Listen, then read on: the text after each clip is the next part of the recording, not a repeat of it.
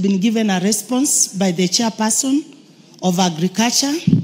As I was waiting for the response, Madam Speaker, we saw on news the farmers were now paid 10 shillings per kilo, Madam Speaker. When we were making the request for statement, the farmers had been paid 22 shillings, Madam Speaker.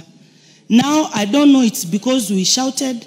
I don't know it's because we made a statement, Madam Speaker, because when that statement was made, farmers from Kisii region, from Western, they called and said, at least we have someone who is taking care of our concerns.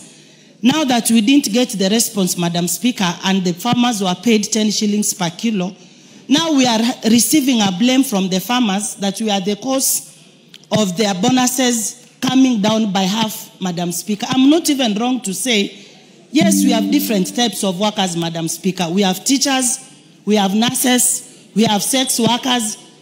Sex workers are even paid better, Madam Speaker, than the bonuses that they were giving our farmers. So we want to tell our farmers to stop farming and go do what will give. I'm not, no point of order.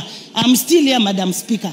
We are aggrieved on this issue of bonuses.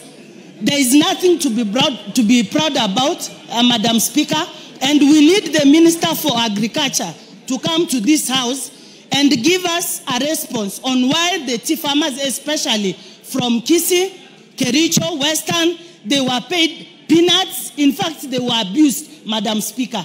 I have no better language to express my concerns on what they've done to our tea farmers. I just need that response now, or else I'll not leave this house. Today I'm going to sleep here, Madam Speaker.